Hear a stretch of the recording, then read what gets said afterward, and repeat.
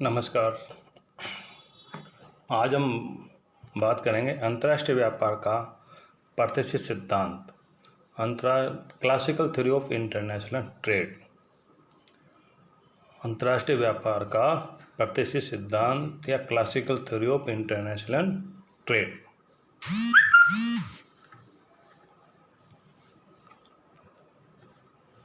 अर्थशास्त्र का जनक Adam Smith ने अंतर्राष्ट्रीय व्यापार का प्रातिशिक सिद्धांत क्लासिकल थ्योरी को 1776 में लिखी।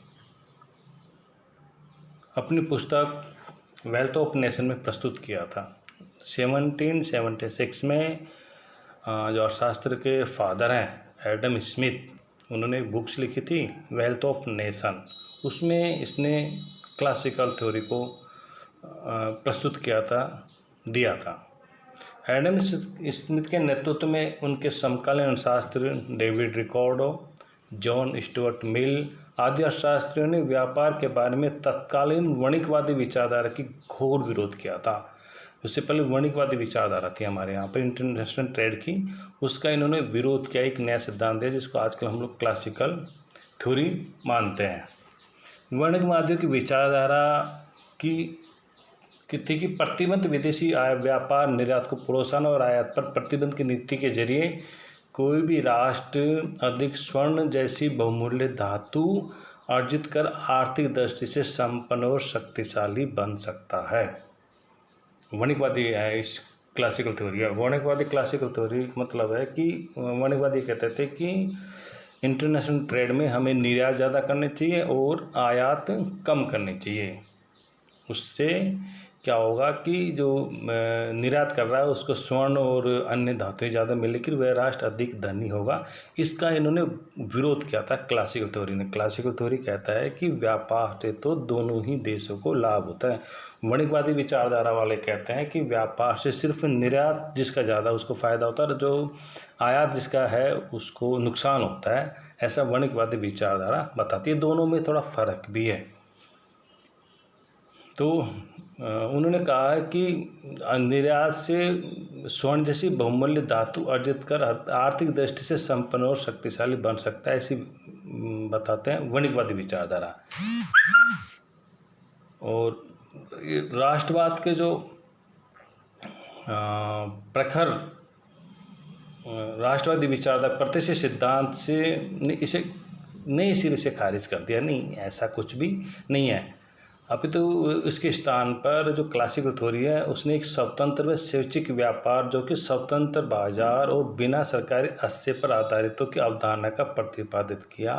क्लासिकल थ्योरी ने स्वतंत्र बाजार और सरकार का उसमें कोई हस्तक्षेप नहीं हो। वणिकवादी क्या करते हैं और सरकार का हस्तक्षेप उसमें मानते हैं।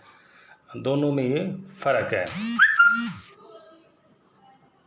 आगे बताते हैं हम इसमें कि राष्ट्रीय सुरक्षा जैसे विषय को छोड़कर एडम स्मिथ ने व्यापार पर किसी तरह के प्रतिबंधों को पूर्णतः नकारा। उन्होंने बतलाया एडम स्मिथ ने कि अंतर्राष्ट्रीय व्यापार आर्थिक प्रगति का एक बड़ा स्रोत होता है, क्योंकि ये घरेलू बाजार के साथ साथ विदेशी बाजारों में भी वस्तुओं और सेवाओं का विनिमय कर उत्पादन वृद्धि के लिए मार्ग प्रशस्त करता है, जो श्रम विभाजन और विशिष्टीकरण के माध्यम से प्राप्त किया जा सकता है। ऐसा एडम स्मिथ कहता है। और हम क्लासिकल थ्योरी में एडम स्मिथ को ही पढ़ेंगे। एडम स्मिथ का निरपेक्ष लाभ का सिद्धांत इसमें पढ़ेंगे। यद्यपि क्लासिकल थ्योरी को हम एडम स्मिथ के साथ ही जोड़ते हैं और एडम स्मिथ की सिद्धांत को ही क्लासिकल थ्योरी मानते हैं, लेकिन ऐसा नहीं है। क्लासिकल थ्योरी में भी बहुत सारे अर्थशास्त्रियों की विचारधारा, उनके सिद्धांत इसमें इंक्लूड करते हैं, जब जाके क्लासिकल थ्योरी बनती है। और हम लोग सामान्यतः क्या मान लेते हैं कि एडम स्मिथ ही क्लासिकल सिद्धांत है। लेकिन इसमें हम बात करना चाहेंगे डेविड ह्यूम की, जिसने 1752 में अपनी एक पुस्तक लिखी थी पॉलिटिकल डिस्कोर्स में प्रस्तुत किया। उसने अपना सिद्धांत दिया। एडम स्मिथ की जो पुस्तक थी वेल्थ ऑफ नेशन 1776 से कई वर्ष पूर्व प्रकाशित हुई थी डेविड ह्यूम की बुक से। किंतु व्यापार के सिद्धांत में पहला जो वैज्ञानिक दृष्टिकोण था वो एडम स्मिथ ने ही दिया था, इसलिए हम एडम स्मिथ को ही व्यापार के प्रतिष्ठित सिद्धांत का सर्वप्रथम रचयिता मानते हैं। एडम स्मिथ के विचार को अधिक स्पष्ट और सही रूप से में सर्वप्रथम डेविड रिकार्डो ने 1817 में 1817 में डेविड रिकार्डो ने इसको सबसे पहले क्रमबद्ध किया था, यानी व्यवस्थित रूप से इसको किया था। इसके सिद्धांत को एडम स्मिथ के सिद्धांत को दिया था। किंतु बाद में किंतु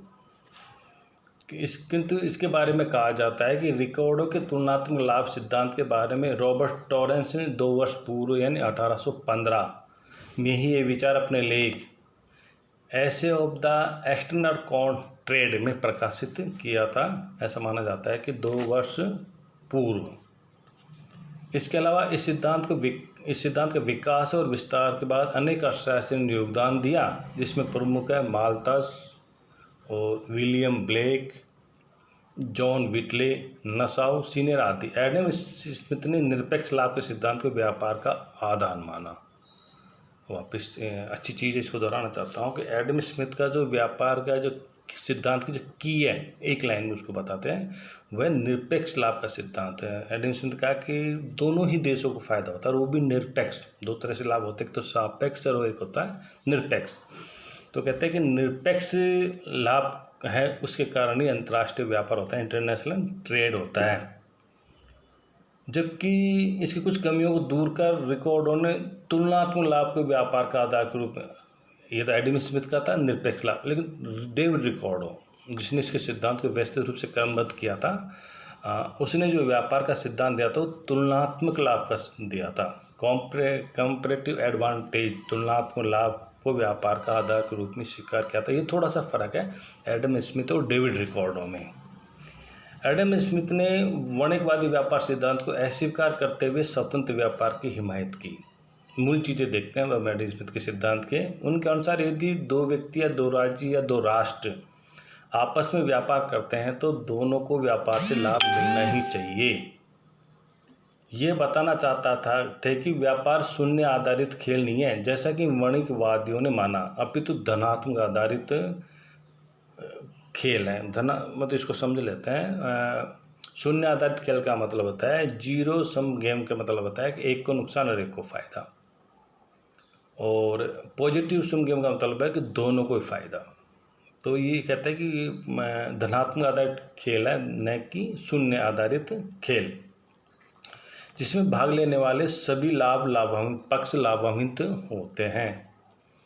इस विचार को स्पष्ट रूप से सिद्धांत के रूप में प्रकट करने के लिए उन्होंने एडम स्मिथ ने निरपेक्ष लाभ एब्सोल्युटली एडवांटेज सिद्धांत प्रतिपादित किया, जो ये बताता है कि जो राष्ट्र दूसरे राष्ट्र की तुलना में एक वस्तु के उत्पादन में कम साधनों अर्थात कम लागत का उपयोग करता है तो वह उस वस्तु का निर्यात करके लाभ अर्जित कर सकता है।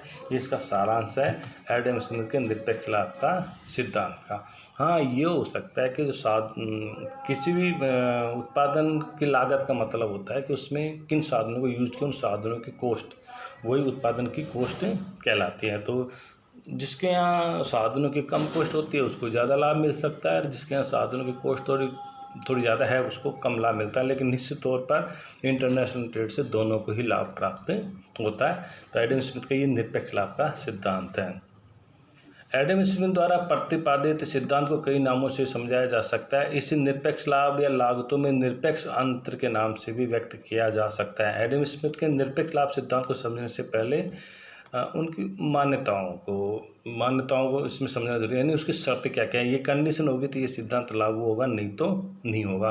तो मान्यताएं भी किसी सिद्धांत की इम्पोर्टेंट चीज़ होती हैं, और मैंने स्क्रीन पे भी और नोट्स में भी आपको मान्यताएं लिख रखी है। अब हम इन मान्यताओं का अध्ययन करेंगे। मान्यताओं के बाद में हम जो सिद्धांत उसके बारे में समझाएंगे तो बेटर तरीके से आपके समझ में आ जाएगा। पहली जो मान्यता है वह है एडम स्मिथ के निरपेक्ष लाभ के सिद्धांत की कि 2 राष्ट्र 2 वस्तु और 1 साधन मॉडल है। ये 2 राष्ट्र, वापस दोहराता हूँ, 2 वस्तु और 1 साधन, 2 × 2 × 1 मॉडल पर आधारित है। ये सिद्धांत। दूसरी जो मान्यता है कि उत्पादन में केवल एक ही साधन का प्रयोग किया जाता है, वह है श्रम। श्रम की जो लागत होती है वही उत्पादन की लागत होती है। उत्पादन के अन्य भी साधन है, लेकिन ये मॉडल में ये सिद्धांत ये कहता है कि सिर्फ उत्पादन में एक ही साधन का यूज किया जाता है। और एक देश में श्रम पूर्णतः समरूप होता है। श्रम की जो योग्यता होती है, पहला श्रमिक भी उतना ही काम करता है जितना दूसरा श्रमिक करता है, जितना उनकी योग्यताएं वो समरूप होती है उनके। ऐसा नहीं है पहला श्रमिक टेक्नोलॉजी में, एजुकेटेड में, सब में ज़्यादा और कोई श्रमिक कम हो।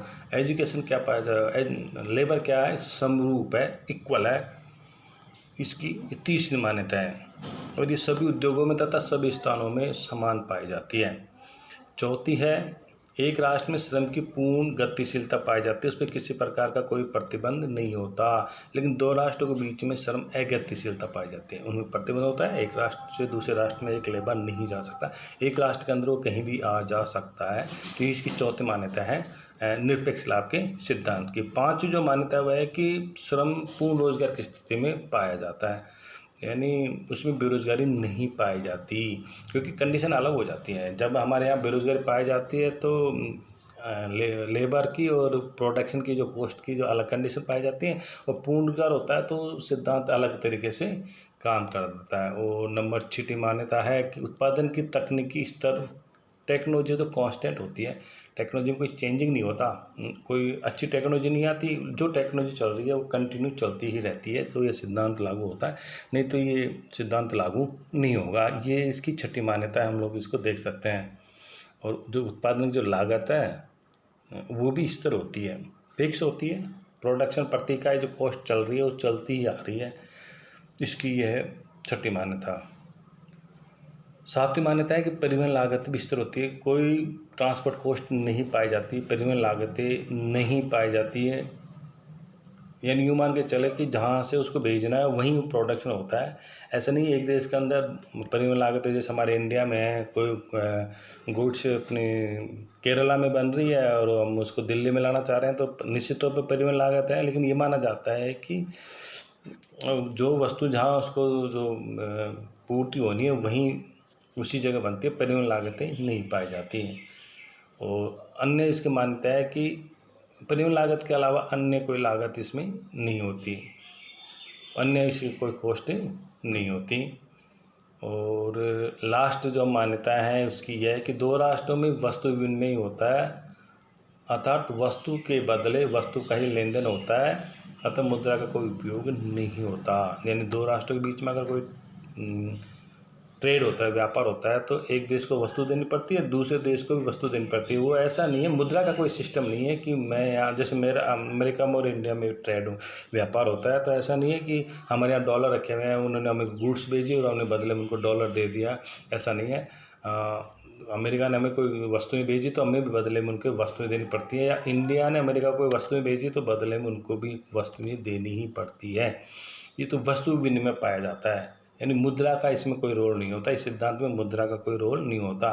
मुद्रा को अगर हम लोग इसमें इंक्लूड कर लेंगे तो थोड़ा सा इसका मॉडिफाई करना पड़ेगा सिद्धांत को, लेकिन फिलहाल हम लोग इसको यही देखते हैं निरपेक्ष लाभ का सिद्धांत क्या है। तो ये इसकी मान्यताएं, दो देश हैं, दो वस्तुएं हैं, एक साधन है, उत्पादन का एक ही साधन है, पूर्णतः गतिशील है श्रम, राष्ट्र के अंदर संपूर्ण गतिशील है, पूर्ण रोजगार पाया जाता है, परिवहन लागत स्थिर होती है, उत्पादन की तकनीक स्थिर होती है, अन्य कोई लागत नहीं है, और वस्तु विनिमय पाया जाता है। ये मोटे मोटे तौर पर इसका सारांश है एडम स्मिथ का निरपेक्ष लाभ के सिद्धांत का।